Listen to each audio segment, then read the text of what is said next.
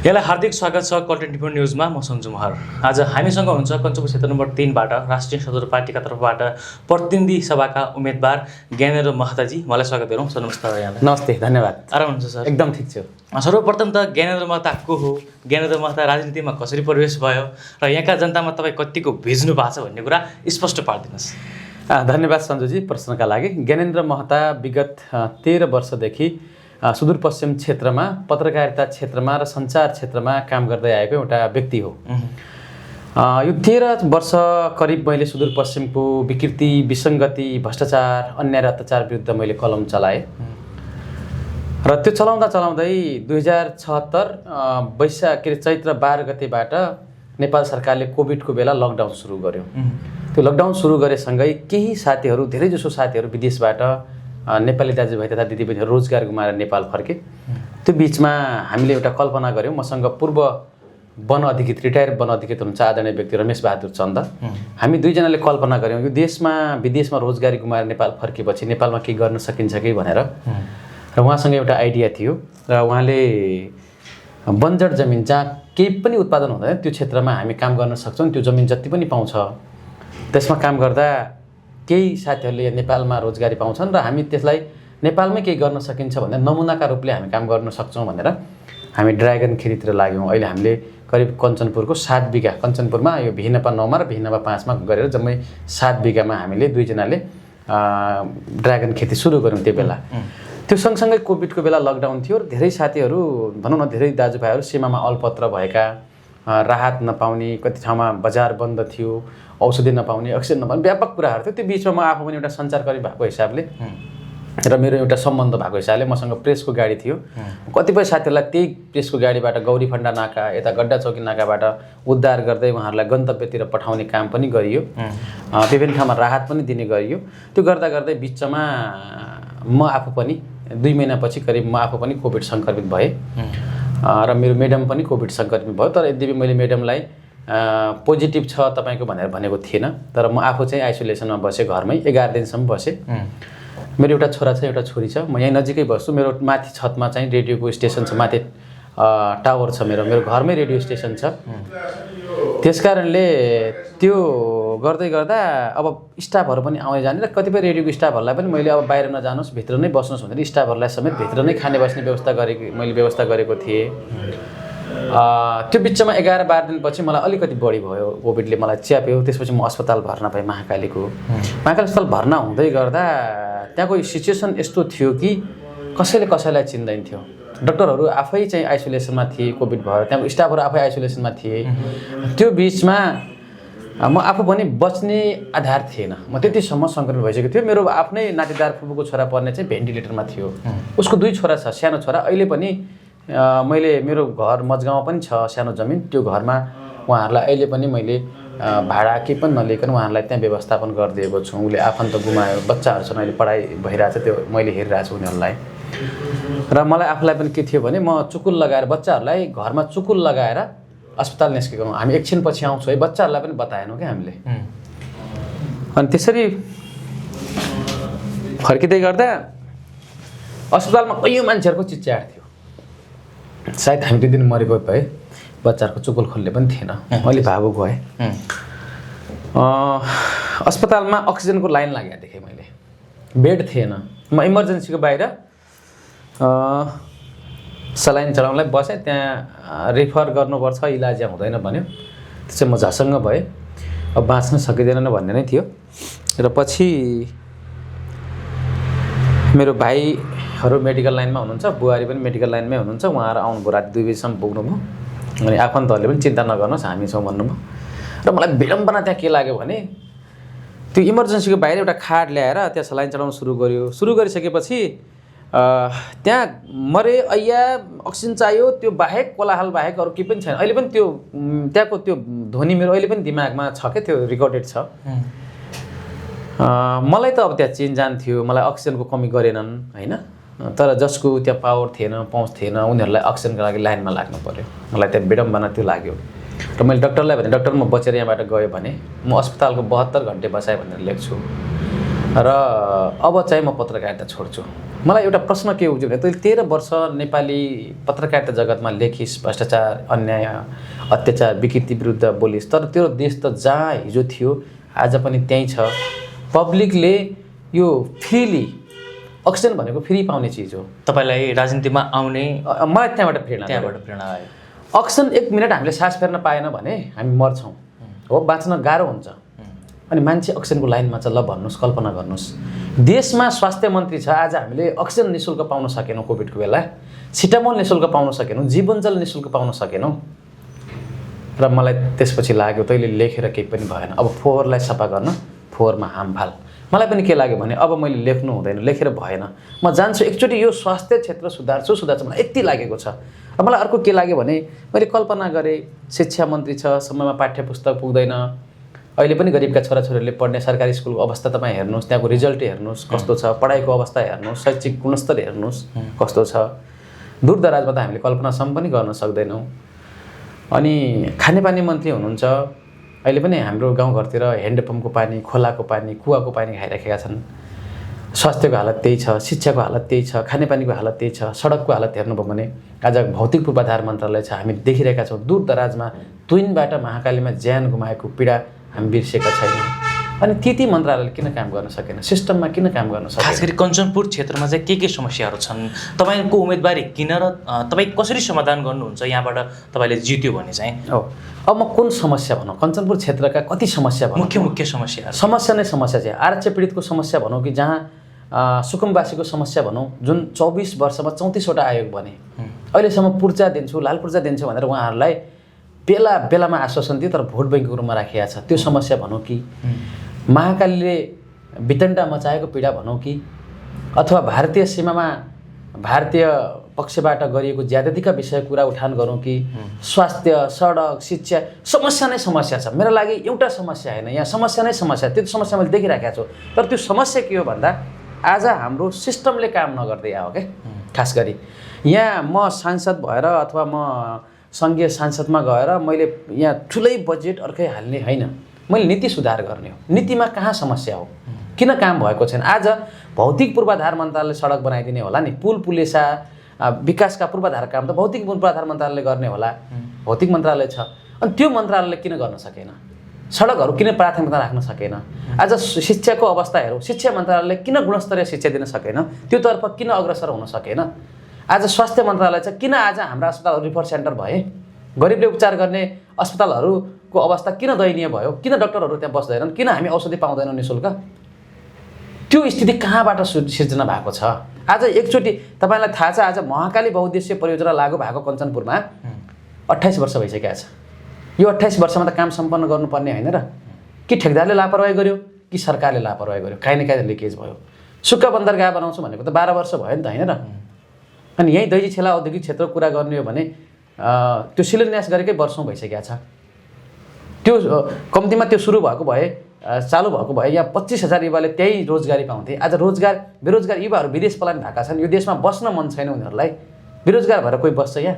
किसानको पीडा भन्नुहुन्छ, एक कट्टा मल दिन सकेका छैन सरकारले, समयमा मल बिउ बिजन दिन सकेका छैन, धानहरू किनिदिएको छैन उनीहरूको, उत्पादन गरेको अन्नबालीहरू उनीहरूले बेच्न चाहन्छन् बजारमा, तर त्यो किनिदिने मान्छे छैन, किन्दैनन्। हिजो म एकजना त्यो धानको गल्लाको व्यापारीसँग बेसे, सर धान कुहिरहेछ भन्नुभयो। आज हामी विदेशबाट चामल आयात गरिरहेको छौँ, तर नेपालको मनसुली चामललाई ब्रान्डेड गरेर नेपालको लोगो राखेर अमेरिका अस्ट्रेलिया किन पठाउन सकिरहेको छैनौँ? यी कुरा नीतिमा समस्या भयो र नीति कार्यान्वयन गर्न सकेन। मेरो काम भनेको नीति बनाउने हो। कसले किन काम गर्यो? सिस्टमले किन? आज मसँग एउटा मोबाइल छ, यो मोबाइल तपाईँलाई म देखाउँछु, यो मोबाइल हो, यो मोबाइल छ, यसले मोबाइलले काम किन गरेन? कहाँ प्रब्लम हो? यो सिस्टमको प्रब्लम कहाँनिर लिकेज छ? त्यसकारण हामीले मेन समस्या भनेको यो मुहान सफा गर्नुपर्ने हामीले देखिरहेका छौँ र हामी पहिला त सुशासनको पक्षमा हामी काम गर्छौँ।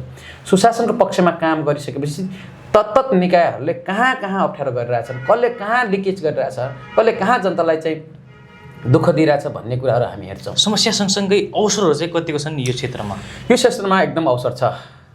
एसियाकै नमुना झोलुङ्गे पुल हामीसँग पर्यटक प्रवर्धन गर्नका निमित्त छ, झिलमिला ताल छ, शुक्लाफाटा राष्ट्रिय निकुञ्ज यही 3 नम्बर क्षेत्रमा छ, होइन? एउटा पर्यटकहरूलाई हामी तान्न सक्छौँ नि त। अर्को कुरा हामी यो कृषि पर्यटन प्रवर्धन गर्न सक्छौँ। कृषिलाई चाहिँ हामी कृषिमा हामी आत्मनिर्भर बन्न सक्छौँ, यत्रो जमिनहरू छ। म भन्छु नि युवाहरूलाई आज पनि यदि यही देशमा काम गर्ने युवाहरूलाई वातावरण बनायो भने विदेश जानै पर्दैन, विदेशको युवा नेपालमा आएर काम गर्छ। त्यो वातावरण हामी बनाउँछौँ। फर इक्जाम्पल आज तपाईँको अनुदान छ हो, तँलाई म ठ्याक्क इक्जाम्पल दिन्छु। आज तपाईँहरूले अनुदानका कुरा गर्नुभयो भने कागजमा यो पहाडका डाँडाकाँडामा जति सल्ला बाँझ अन्य बोट बिरुवाहरू छन् त्योभन्दा बढी आँप लिची सन्तोला स्याउ फलेको देखिन्छ। तर पनि हामी करोडौँ रुपियाँको चाहिँ अरबौँ रुपियाँको वार्षिक रूपमा फलफुल तरकारीहरू भित्राइरहेका छौँ। अब अनुदान होइन, अब सहुलियत दरको ऋण दिने हो किसानलाई आत्मनिर्भर बनाउनलाई। अनुदान होइन, ऋण दिने हो। तपाईँलाई लगानी म गरिदिन्छु, तपाईँ उत्पादन गर्नुहोस्, उत्पादन गरेको वस्तु पनि म किनिदिन्छु भने त किसानले विदेश जाँदैन कि। धान हामी किनिदिन्छौँ, आलु खेती गर्नुहोस् हामी किनिदिन्छौँ, माछा पालन गर्नुहोस् हामी तपाईँहरूको माछा हामी किनिदिन्छौँ भने राज्यले भनिदिनु पऱ्यो क्या। राज्य अभिभावक बन्नु पऱ्यो, गरिब जनताहरूको अभिभावक को बन्नु पऱ्यो भन्दा राज्य बन्नु पऱ्यो। यहाँ नीति र नियत दुइटै कुरा ठिक हुनुपर्छ राजनीति गर्नलाई। मलाई यो राजनीतिमा आएर म कमाउँछु, यो गर्छु त्यो गर्छु भनेर म आएकै होइन। मलाई सबै थियो नि, म हार्यो भने के हो नि र। मेरो त ड्रागन फार्म छ, त्यहाँ गएर कृषि पेसा गरौँला, सञ्चार माध्यमहरू छ त्यहाँ गएर बसौँला, घरमा थुप्रो जमिन बाँझो परेको छ, बुवाको सम्पत्ति बुवा एक्लै भए हो, थुप्रो सम्पत्ति बाँझो छ त्यहाँ गएर हलो जोतौँला, मलाई फरक पर्छ। तर यहाँको जनता हार्नु भएन, यहाँको एजेन्डा हार्नु भएन, यो देश हार्नु भएन, यहाँको युवा हार्नु भएन। म त्यो सोचिरहेको, म केही गर्छु भनेर आएको हो नि त। विशेष गरी कञ्चनपुर क्षेत्र नम्बर त पुरानो दलले सत्ता गरेको क्षेत्र हो यो क्षेत्रमा चाहिँ तपाईँहरू जित्नको लागि कसरी सोच्नुहुन्छ? तपाईँको रणनीतिहरू के रहेको छ र तपाईँहरू जनतामा चाहिँ कतिको भेज्नु भएको छ अथवा जनताको प्रतिक्रिया के रहेको छ? समग्रमा आन्सर दिनु। होइन, अहिले जनताहरूले एकदम आशा गरेका छन्। हामीले के भन्छौँ भने पहिला इस्तेमाल गर्नुहोस् फेरि विश्वास गर्नुहोस्, होइन? हामी अहिले परीक्षामा बस्दैछौँ। यी पुराना दलहरूका अहिले जति पनि साथीहरू उम्मेदवार हुनुहुन्छ उहाँहरूप्रति मेरो सम्मान छ। उहाँहरू पटक पटक परीक्षण भइसक्नु भएको हो, तर उहाँले किन गर्न सक्नु भएन? उहाँलाई मेरो प्रश्न हो। तपाईँहरूलाई त मैले पनि मतदान गरेँ होला कुनै बेला, तर उहाँलाई गर भनेर पठाएको हो नि, गर्न सकेनन्। नगर्न सकेर नै हामी आएको हौँ। यिनीहरू 35 वर्षसम्म नेपालमा शासन गर्यो, पटक पटक हामीले जिताएर पठायौँ। एउटा कार्यकाल पुरा नहुँदै संसद विघटन हुने अवस्था किन आयो? देशमा यत्रो अशान्ति किन मचियो? एउटै प्रदेशमा 3 पटक 4 पटक सरकार विघटन हुने र फेरि मुख्यमन्त्री चेन्ज हुने अवस्था किन आयो? स्थायी सरकार किन बन्न सकेन? कसो कारणले बन्न सकेन? यो कुरा जनताले बुझ्नुपर्ने जरुरी छ। आज आर्थिक भार कति छ जनताहरूलाई यो बुझाउँछ। हामी त यो गफ दिँदैनौँ क्या, अन्य अनावश्यक यो त्यो भने। अहिले मैले तपाईँलाई झुटो कुरा बोलेँ भने पछि घर गएर तपाईँले हेर्नुहुन्छ यो सत्य कति हो भनेर। आज तपाईँ हेर्नुहोस् न, नेपालको लोन, नेपाल सरकारलाई ऋण कति छ वैदेशिक? झन्डै 29 खर्ब ऋण छ। हाम्रो बजेट कति हो? 19 खर्ब जति हो चाहन्छन्। र हाम्रो चालु खर्च भनेको 12 खर्बको हाराहारीमा हाम्रो चालु खर्च छ।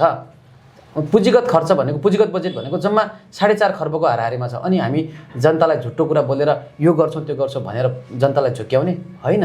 पहिला त बजेटको आकार बढाउनु पर्ला नि। र अर्को कुरा, पुराना दलहरू मैले के भनिराखेको छु भने तपाईँहरू पार्टी परिवर्तन नगर्नुहोस्। जहाँ हुनुहुन्छ दल खराब होइन, पार्टी खराब होइन, त्यहाँको लिडरले ठिक सही ढङ्गले पार्टीलाई अगाडि बढाउन सकेनन्। मत परिवर्तन गर्नुहोस् भन्ने त हो, मैले मत परिवर्तन गर्नुहोस् भनेको छु। किनभने सक्नुहुन्छ पार्टी परिवर्तन गर्नुहोस्। अब यो देशको मूलधार, अब यो नयाँ दल भन्दा नि मूलधारमा आइसकेको पार्टी हो। राष्ट्रिय स्वतन्त्र पार्टी त 6 महिनामा 21वटा सांसद सदनमा पठाएको पार्टी हो नि। अनि हामीले सदनमा कति काम गऱ्यौँ? हामी हाम्रो शिक्षा मन्त्री हुँदाखेरि समयमै पाठ्यपुस्तक, दार्चुलासम्म पाठ्यपुस्तक समयमै पुग्यो।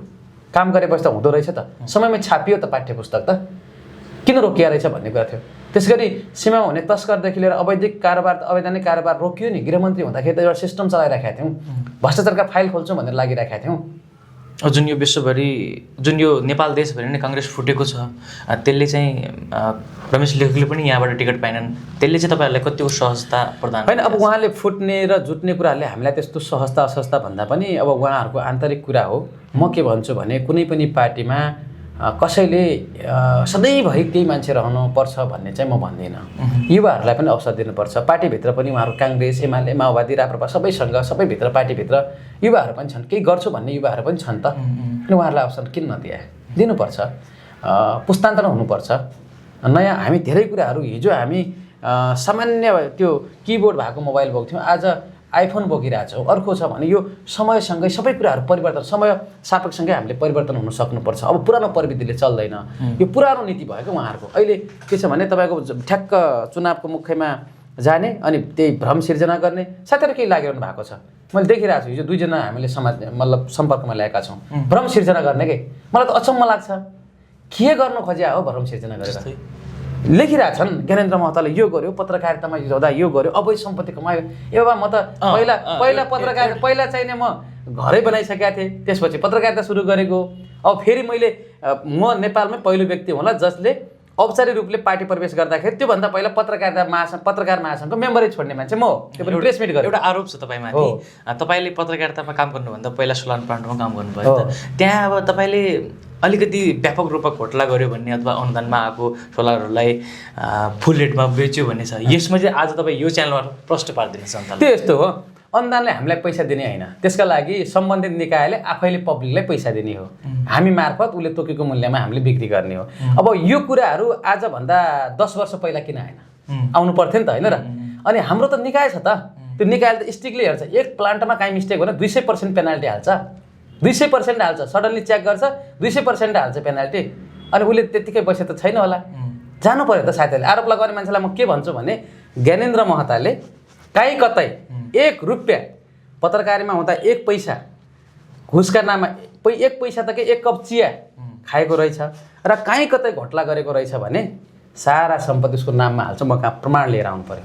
तर आरोपका लागि आरोप लगाएछ भने 21 पछि चुनाव सकिन्छ नि, उहाँले दिनु सक्नु भने मैले राखिरहेको छु नि त प्रमाण त। त्यसपछि अदालतमा बोलाउँछु उहाँलाई, मुद्दा हाल्छु क्लियरली। यो त मानहानि हो नि, साइबर क्राइम पनि कसैको चरित्र हत्या गर्न पाइन्छ, बिना प्रमाण पाइन्छ, जे पनि बोल्न पाइन्छ। ल त्यसो हो भने मसँग त म प्रमाणसहित बोलिदिएँ भने के होला? मैले पनि त कसै साथीहरूको प्रमाण त राखेँ होला नि। आज केही साथीहरूका नाममा कति छ भन्ने कुरा त मलाई पनि त प्रमाण होला। मलाई त कञ्चनपुरको त सबै थाहा छ नि, कसले कहाँबाट के कमाछ, कसले के गर्छ भन्ने सबै थाहा छ। थाहा छ मलाई, सबै थाहा छ। थाहा छ नि, मैले त यो नगर विकास घोटाला काण्डको यत्रो 11 एपिसोड लेखेको छु त, थाहा छैन मलाई कसले के गरेछ भन्ने, कसैको नाममा के छ भन्ने थाहा हुँदैन। अनि कसले जानुहोस् न मेरो सम्पत्ति खोज्नुहोस्, पाहाड जानुहोस्, मेरो बाउ एउटै बुवा हो होइन, घरमा त्यत्रो सम्पत्ति अहिले पनि कमाइदिने कोही छैन। अनि मैले पुर्ख्यौली सम्पत्ति आर्जन गर्दा एउटा सानो घर बनाउनु नहुने हो यहाँ, अनि कसैको नाममा 10औं बिघा जमिन हुने, अनि एउटा ज्ञानेन्द्र महताले एउटा घर बनायो भनेर रिस्क गर्नु। घर बनाएको जग्गा पनि खोला किनारबाट बिचलेर बनायो भन्ने त्यो पनि आरोप छ।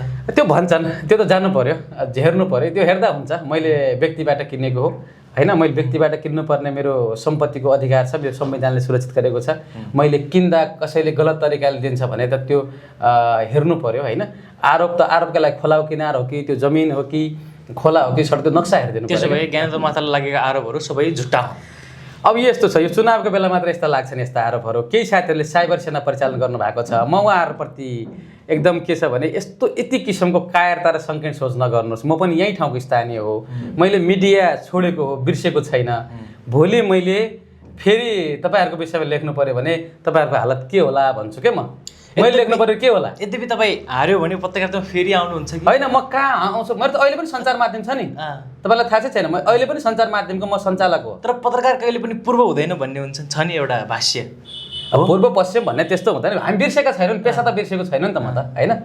पहिला चाहिँ म थिएँ, मैले छोडेँ। मैले मेरो प्रेस मिट गर्दा नै कतिपय साथीलाई थाहा छ होला, मैले विज्ञप्ति निकाल्ने मेरो सञ्चार माध्यम अब म स्वतन्त्रपूर्वक छोड्न चाहन्छु। उहाँलाई पूर्ण स्वतन्त्रता छ, मेरो विषयमा आएका समाचार पनि लेख्नुहोस्। मैले कहिले पनि हस्तक्षेप गर्दैन के नेपाली पत्रकार। तर कतिपय साथीहरूले म बुझ्छु, सबै कुरा बुझिया छ, मैले त्यो धेरै छैन। तर यसरी यो चुनावका बेला आरोप लगाउने, अब अर्को हाम्रो पार्टी सभालाई नै आरोप लगाए तपाईँलाई थाहा छ, हामी केही गर्न गइराखेका हौँ।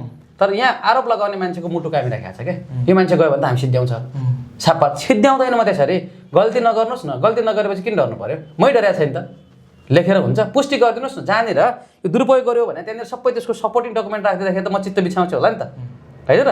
फलानु यो गरेर घोटाला गरेर कहाँनिर घोटाला गरे देखाइदिनु पऱ्यो नि त, प्रमाण हुनु पर्यो नि। घोटाला गऱ्यो, कहाँनिर घोटाला गरे हो, के घोटाला गरे हो, ट्याग एक साइडमा घोटाला गरेको, एक साइडतिर त्यो राखिदिएर कसैले घोटाला गरेर मलाई जरिवाना गराएको छ कि, अथवा काहीँ मैले त्यो मुद्दा खेपेको छु कि काहीँ के, त्यो त हुनु पर्ला नि। सम्बन्धित निकाय त्यत्तिकै बस्या हुन्छ, तपाईँको सरकारी अनुदान अनि कर्मचारीले आफ्नो जागिर दाउमा राखेर त्यत्तिकै देला त दिन्छ? तपाईँ कल्पना गर्न सक्नुहुन्छ?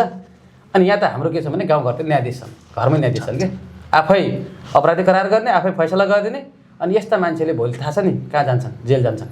म त हाल्छु मुद्दा, चरित्र हत्यामा हाल्छु, गाली बेइज्जतीमा हाल्छु, म राखिरहेको छु उहाँहरूको स्क्रिनसट।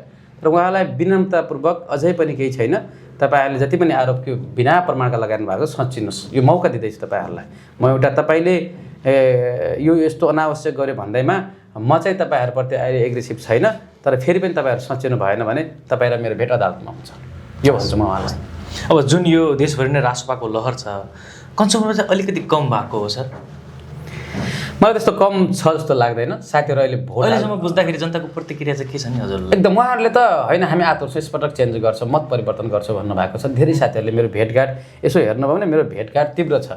सबै साथीहरूले मलाई फोन गरेर मैले नम्बर साझा गरिदिएको छु, मोबाइल नम्बर, र मैले उहाँहरूलाई भनेको छु तपाईँहरूको कल म 12 घन्टा नै उठाउँछु होइन। मेरो यो नम्बर सदनमा गए पनि परिवर्तन हुँदैन, किनभने म जनताको प्रतिनिधि हो, म जनताको माझमा हुन्छु।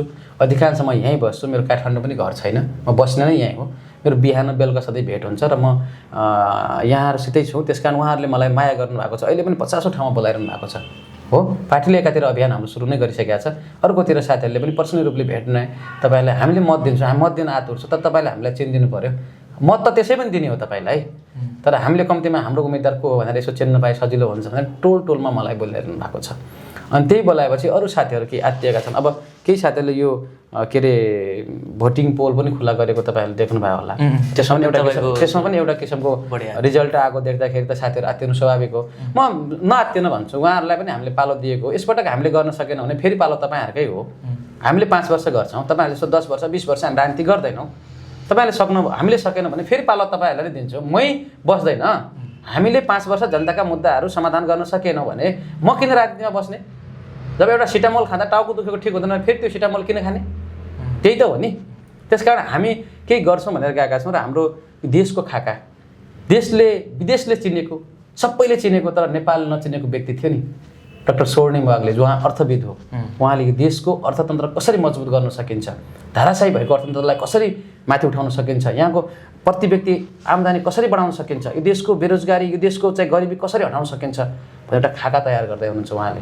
र अब आउने बजेट हामीसँग बजेट त थोरै छ, पैसा थोरै छ, र त्यो आकार कसरी बढाउने भन्ने पनि प्लान गर्दै हुन्छ, नम्बर 1। दोस्रो कुरा, हामी यसपटक पब्लिकहरूलाई, जनताहरूलाई के भन्दैछ भने के हामीलाई जिरो पारिदिनुहोस्, हामी कहिले राजनीतिमा आउँदैनौँ, कि चाहिँ अरू दललाई जिरो पार्नुहोस्, यो मत चाहिँ नबाँडिदिनुहोस्, कम्तीमा एकल सरकार बनाइदिनुहोस्। यसपटक एकल सरकार बनाउँदा पनि हामीले काम गर्न सकेनौँ भने अर्को वर्ष हामी तपाईँहरूसित भोट माग्न आउँदैनौँ। क्लियर हो यो कुरा, तपाईँ जनतालाई भनिदिनुहोस्, सुनाइदिनुहोस् सबैलाई।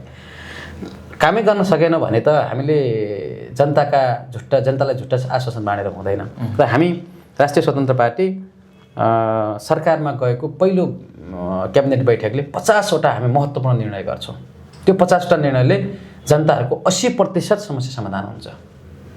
सडक, स्वास्थ्य, शिक्षा, पूर्वाधार, कृषि, यातायात, थुप्रो कुराहरू समाधान हुन्छ। अब बाँकी रहेको 20% सेकेन्ड फेजमा हामी पुरा गर्छौँ। र जनतालाई, आम नागरिकले जसको पावर, पहुँच र पैसा छैन, यो सरकार साँच्चीकै मेरो सरकार भयो, गरिबको सरकार भयो, देशको सरकार भयो, जनताको सरकार भयो भन्ने गरी अनुभूति हुने गरी काम गर्छौँ, अनुभूति हुने गरी काम गर्छौँ। त्यो सकेनछौँ भने जनतामा आएर कान समातेर उठबस गर्छौँ हामी। यिनीहरू जस्ता झुट्टा आश्वासन बाँड्दैनौँ। तिमीहरू टेस्टेड भए, यिनलाई त गर्नु त हामीले मौका दियो भने पटक दिएनौँ। भदौ 23 र 24 गतिको आन्दोलन किन भयो? कसैले कल्पना गरेको थियो यस्तो होला भनेर? थिएन नि। अनि अहिले हामीहरूलाई अनावश्यक लान्छना रवि लामिछानेले जेल तोडेर आरोप के? रवि लामिछाने जेलमा हुनुहुन्थ्यो नि हो, अनि चाबी, त्यो कारागारको चाबी रवि लामिछानेसँग थियो, अन्य कारागारको थियो, अनि हाम्रो सभापति जेलमा हुनुहुन्छ।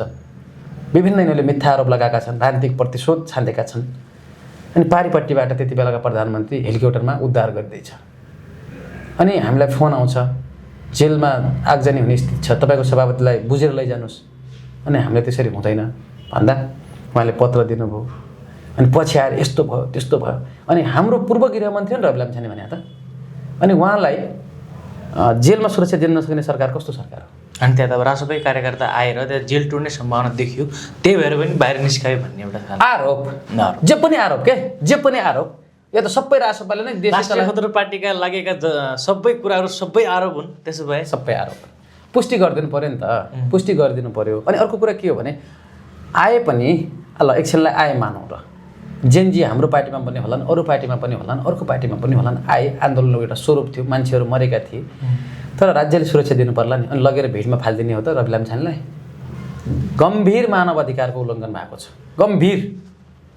हामी सहेर बसेका छौँ, चुप्प लागेर बसेका छौँ। अब सहनुको पनि सीमा हुन्छ। कुनै दिन यो धैर्यताको बात फोड्यो भने के होला? जसरी तपाईँका कार्यकर्ताहरू अस्ति झापामा कुटिए नि त, तपाईँहरूले चाहिँ आफ्ना कार्यकर्तालाई किन प्रोटेक्ट गर्नुभएको छ? यस्तो छ, कार्यकर्ता भन्दा नि हाम्रा शुभचिन्तक बढी छन्। तपाईँलाई म भन्छु, राष्ट्रिय स्वतन्त्र पार्टीलाई समर्थन गर्ने बित्तिकै अरू पार्टीहरूले कुटिदिरहेछन् त्यहाँ त। हो, अब शुभचिन्तक हामीले अस्ति पनि पार्टीका सबै सदस्यहरूलाई, हाम्रो पार्टीमा कार्यकर्ता भन्ने हुँदैन, पार्टी सदस्य भन्ने हुन्छ, उहाँहरूलाई हामीले नेपाल सरकारले, निर्वाचन आयोगले जारी गरेको निर्वाचन आचार संहिता, चुनावी प्रचार प्रसार गर्दा संयमित हुनु भनेर हाम्रो अनुशासन आयोगले निर्देशन जारी गरेको छ र उहाँहरूलाई पनि संयमित हुनु भनेर भनेका छौँ। कतिपय हाम्रो पार्टी सदस्य नभएका शुभचिन्तक साथीहरू पनि यो स्वाभाविक नै आक्रोश हो क्या। यो आक्रोश कतिपय ठाउँमा आक्रोशले सीमा, यो अत्याचारले सीमा नाग्यो भने विस्फोट हुन्छ। उहाँहरूले सहेर बस्नु भएको छ। रवि लामिछानेमाथि त्यत्रो झुट्टा मुद्दा लगायो, सम्पत्ति शुद्धिकरण लगाएको छ, अर्को लगाएको छ, कहिले नागरिकताको केस लगाएको छ, अनावश्यक दुःख दिएको छ, यता तान्या छ, एउटै प्रकृतिको मुद्दा 5-5वटा अदालतमा तान्या छ। तपाईँले देख्नु भएको छ नि कति यो एउटा आफ्नो पदीय दुरुपयोग गरिरहेछन् कि आफ्नो अधिकारको दुरुपयोग गरिरहेछन्। प्रधानमन्त्रीबाट हामीले त्यो कल्पना गरेका थिएनौँ, न्यायालयबाट हामीले त्यो खालको कल्पना गरेका थिएनौँ। हामी स्वच्छ न्यायालय हुनुपर्छ भनेर विश्वास गर्छौँ। हामी सरकारको स्वच्छ र निष्पक्षतामाथि हामी विश्वास गर्छौँ। यद्यपि तपाईँ पनि सत्तामा आयो, सरकारमा आयो भने तपाईँ पनि त्यही आग्रह पूर्वाग्रह गर्ने हो कि अथवा काम गर्ने हो? हामी सिस्टममा काम गर्छौँ, हामी गर्दैनौँ त्यसरी। उनीहरूले गऱ्यो भन्दैमा गर्दैनौँ, हामी त्यसरी चाहिँ गर्दैनौँ। किनभने हाम्रा लागि हामी जितेर गइसकेपछि 3.5 करोड नेपाली हाम्रै दाजुभाइ हुन्। उहाँहरूले आस्था पार्टीमा राख्नु होला, तर हाम्रा लागि सबै समान हुन्। किनभने आस्था फरक पार्टीमा राखेका धारले यो तेरो यो मेरो भन्ने हामीले गऱ्यौँ भने हामी नयाँ भएर के फरक भयो त? पुराना र नयाँमा के फरक भयो त? नौलोपन त केही न केही हुनु पऱ्यो नि। त्यस कारण हाम्रो त्यस्तो हुँदैन। तपाईँलाई थाहा छ, काठमाडौँमा बालेन जितेर गर्दा गर्दा उहाँले यो फलानु पार्टीको भनेर पेल्ने काम त गर्नु भएन नि। आज बालेनसँग के पुगेको थिएन? उहाँको कार्यकाल बाँकी रहँदै राजीनामा पद छोडेर आउनुको अवस्था थिएन नि त, तर आउनुभयो उहाँ। यो देशका लागि गर्नु। तर हामी 3टा नेतालाई चाहिँ रोक्नुपर्छ भन्छौँ हामी। उनीहरूले नै बिगारेको छ। खास गरी उहाँहरूले के कति कारणले बिगार्नुभयो थाहा छैन, के कति भुमरीमा पर्नुभयो थाहा छैन, तर उहाँहरूले यो देशलाई अनिर्णयको बन्दी बनाएकै हो। उहाँहरूले सही सल्लाह दिनु। उहाँहरूले अहिले जतिको नि उहाँले रोकिदिनु भयो। अब केपी ओलीलाई रोक्नुपर्छ, केपी ओली र अब प्रचण्ड रोक्नुपर्छ। अर्को 3टा तेस्रो भने शेरबाजी हो, तर शेरबाजी रोकिनु सक्नु भएको छ। तर उहाँहरूप्रति सम्मान छ। यो अहिलेसम्मको व्यवस्था ल्याउनुमा उहाँहरूले एउटा भूमिका खेल्नुभयो, त्यसका लागि उहाँहरू सम्मानित पात्र हो। गगन थापामाथि तपाईँ पोजिटिभ नै हुनुहुन्छ? होइन, अब युवाहरू लागिरहेछन्, यो देश बनाउँछु भनेर युवाहरू लागिरहेछन् भने युवाहरूको हातमा दिनुपर्छ। पार्टी कोही पनि खराब होइनन् र जसरी उहाँहरूले अहिलेसम्म यो अवस्था एउटा गणतन्त्र ल्याउन प्रचण्डजीको पनि भूमिका छ। तर अब भूमिका छ भन्दैमा लास्टैसम्म म नै हो भन्ने कुरा हुँदैन। उहाँहरूले एउटा सम्मानित पोस्टमा बसिदिएर उहाँहरूको पार्टीका युवाहरूलाई अगाडि सार्नुभयो भने त्यो बेटर हुन्छ होइन। हामीले पनि त्यही अपेक्षा गरेका छौँ। हामी अन्य पार्टीहरूभित्र पनि राम्रा मान्छे पनि त छन्। जस्तो काङ्ग्रेसभित्र सुनिल शर्मा छ, चन्द्र भण्डारी छन्, लगायत थुप्रो व्यक्तिहरू छन्। एमालेभित्र पनि राम्रै छन्, के अरे माओवादीभित्र पनि राम्रो। ती राम्रा व्यक्तिलाई अवसर कहिले दिने भने के होइन। हामीले उनीहरूलाई गाली गरेका होइनौँ। उहाँहरूले सबैलाई एउटा देश बनाउँछु भन्ने ढुकढुकी भएका साथीहरू, त्यो किसिमको हुटुटी भएका साथीहरू एकजुट बनाउँ। हाम्रो कल्पना हामीले पनि खोजेको त भुइँ मान्छेले कल्पना गरेको देश हो नि। आज देशमा युवाहरू बाहिरिनु हुँदैन, यही देशमा बस्नुपर्छ, शिक्षा यही देशमा पढ्नुपर्छ, विदेशबाट आएर यो देशमा शिक्षा पढ्न नपर्ने। आज शिक्षाको नाममा अरबौँ रुपियाँ हाम्रो बाहिर गएर, तपाईँलाई थाहा छ, एसएलसी पास गर्ने बित्तिकै विद्यार्थीहरू बाहिर पढ्न जान्छ। विपिन जोशीको पढ्दै कमाउँदै भनेर बाहिर गएको थिए। 2 वर्षसम्म नै सरकारले जिउँदो छ कि मृत्यु भइसकेको छ भन्नेसम्म पत्ता लगाउन सकेन। हाम्रो सरकार कति निरह बन्यो। अहिले झन् यहाँका दिनेश नायक भन्ने दिनेश नायक हो, यहाँ भेन पाउनुका दिनेश नायकको अवस्था अज्ञात छ अहिलेसम्म पनि। तपाईँले पार्टीको कति यो अस्ति हामीले उठाइसकेका छौँ विषय, मैले आफैले पनि उठाएको छु। यो विषयमा हामी सोधीखोजी गर्दैछौँ। तर हाम्रा परराष्ट्रमा रहेका राजदूतहरू, अन्य मुलुकमा रहेका दूतावासहरूले पहल गर्न सकेनन्। कस्ता मान्छे राजदूत पठायो त हामीले? एउटा नागरिकको स्थिति पनि पत्ता लगाउन सक्ने स्थिति भयो क्या। यतिसम्म निरीह भयो हाम्रो देश, हाम्रो सरकार, हाम्रो प्रणाली। यही प्रणालीलाई हामी अलिकति चलायमान बनाउँछौँ।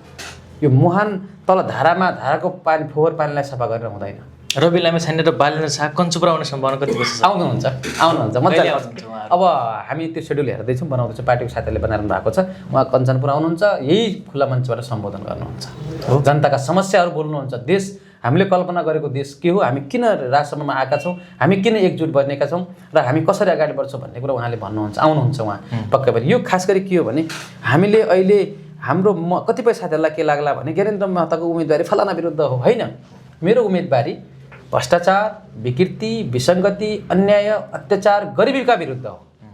म व्यक्ति विरुद्ध मेरो उम्मेदवारी होइन। त्यसकारण कुनै पनि व्यक्तिले म प्रति आकर्षित भइहाल्ने, ए ज्ञानेन्द्र महताजी तपाईँहरूकै दाइ भाइ हो त ज्ञानेन्द्र महता, मैले तपाईँहरूले 3 नम्बरबाट पटक पटक जानुहुने कञ्चनपुर क्षेत्र नम्बर 3 बाट एकचोटि फ्रेस मान्छे ज्ञानेन्द्र महता सत्तामा गएर ज्ञानेन्द्र कतिको लचकता छ, एकदम लचकता जनतामाझ भिज्ने। एकदम मेरो नामै ज्ञानेन्द्र, म ज्ञानी हो क्या, मेरो नाम ज्ञानु हो।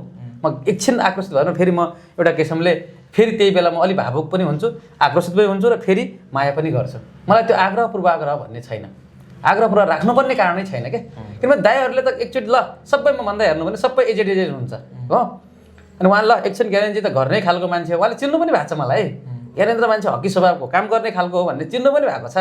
सबब त उहाँले मलाई उम्मेदवार नदिएर सघाइदिया भए अझ ल भाइ एकछिन तपाईँ नै जानुहोस् न त सदनमा, हामी पुग्यौँ, हामीले गर्न सकेनौँ, यसपटक हामी उम्मेदवार नदिकन तपाईँलाई सघाउँछौँ मात्रै पनि भनिदिया भए त म पनि उहाँहरूलाई सम्मान गर्थेँ होला नि। हो अब राजनीतिक रूपमा प्रतिस्पर्धा गर्नुपर्छ, जो आए पनि विकास गर्नुपर्छ, जो आउँदा पनि हामी खबरदारी चाहिँ गर्छौँ। अब 3 नम्बर उठ्छ, समग्र 3 नम्बर होइन, समग्र सुदूरपश्चिम जाग्नुपर्छ, जाग्नुपर्छ। जसरी अस्ति मधेस जुरुक्क उठेको छ त्यसै गरी सुदूरपश्चिम पनि जुरुक्क उठ्नुपर्छ, विकासका मुद्दामा उठ्नुपर्छ, गरिबीका विषयमा उठ्नुपर्छ, भ्रष्टाचार अन्याय र अत्याचारका विरुद्धमा उठ्नुपर्छ। र हाम्रो बजेट हेर्नुहुन्छ भने अन्य प्रदेशको तुलनामा सुदूरपश्चिममा बजेट कम छ। आज सुदूरको सुदूरै रह्यो, किन सुदूर रह्यो? हामी सुदूरका मुद्दाहरूमा हामी किन चाहिने एकजुट हुन सकेनौँ? हामी आफ्ना कुर्सी बचाउनलाई लाग्यौँ। आज तपाईँलाई थाहा छ केही दलहरूले गठबन्धन गर्दैछ, न उहाँको चुनाव चिन्ह मिल्छ, न उहाँहरूको पार्टीको सिद्धान्त मिल्छ, न एजेन्डा मिल्छ, तर चुनावमा तालमेल। के का लागि तालमेल? देश बनाउनका लागि तालमेल हो भने हामी पनि भोट दिन्छौँ, उहाँलाई तालमेल गर्छौँ, देश बनाउने कुरा हो भने। तर कुर्सी जगाउने कुराका लागि र जित्ने कुराका लागि जितेर के गर्नुहुन्छ? आखिर हुने उही हो।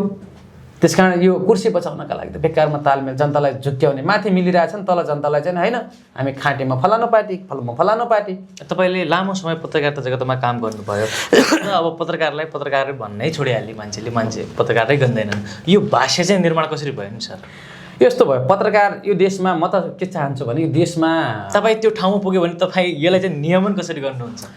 मलाई के लाग्छ भने आज मैले धेरै जसो पत्रकार साथी, म अस्ति पनि एउटा कुरा गर्दै थिएँ, पत्रकारको पीडा एकदम छ, पत्रकारिता गरेर पेट पाल्न सकिँदैन। मैले पनि पत्रकारिता गर्दै गर्दा मेरो आफ्नै घरमा रेडियोको स्टेसन छ, भाडा पर्दैन, बिजुलीको बिल म आफै तिर्छु, म बिजुली पनि धेरै खपत हुँदैन, मैले सोलरमाथि सोलर राखेको छु, तर पनि मलाई गाह्रो छ हो। भने एकजना श्रमजीवीले समाचार लेखेकै भरमा समयमा तलब नपाउने कुरा छ र समाचारकै भरमा जीवन धान्न गाह्रो छ।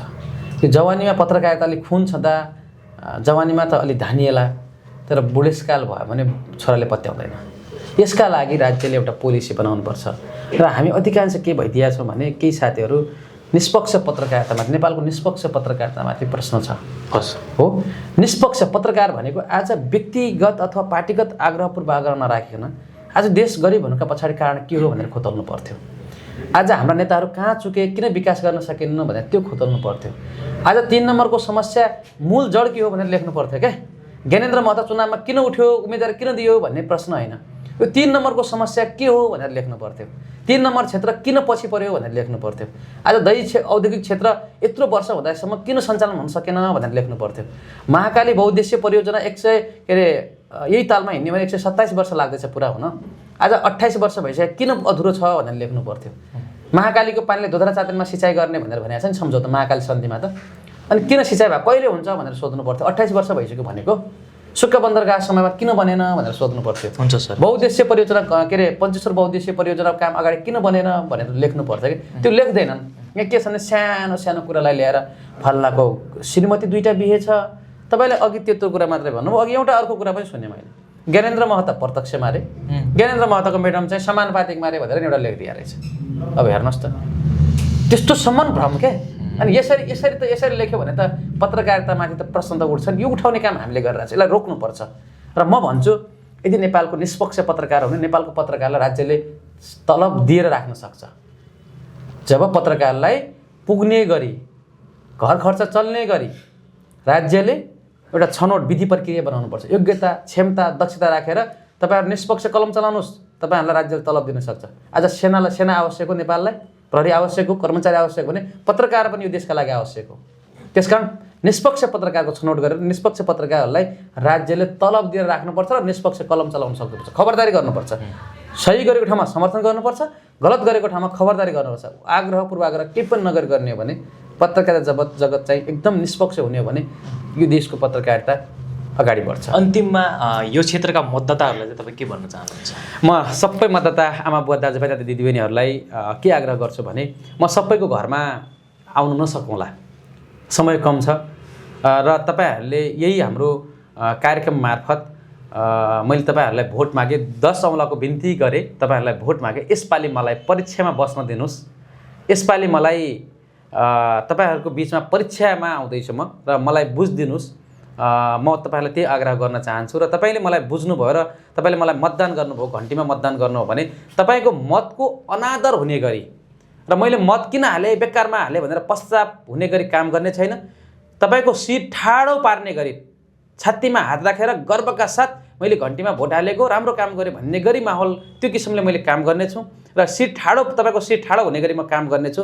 र मलाई एकचोटि विश्वास गरिदिनुहोस्, म नयाँ केही काम गर्छु भनेर आएको छु र म फ्रेस मान्छे हो र यो कञ्चनपुरमा मलाई काम गर्न रहन्छ। मलाई 5 वर्षका लागि मलाई तपाईँहरूले विश्वास गरिदिनुहोस्। त्यसपछि पनि काम गर्न सकेन भने तपाईँहरूको माझमा म आएछु भोट माग्न भने यही उल्टो घन्टीले, यसपटक सुल्टो घन्टीमा मतदान गरिदिनुहोस्। यदि राम्रोसँग काम गरेन भने त्यही उल्टो घन्टीले मेरो टाउकोमा बजार्नुहोस्, म पनि तपाईँसँगै हिँड्छु। हस्, धन्यवाद। Thank you very much. जितको शुभकामना। Thank you.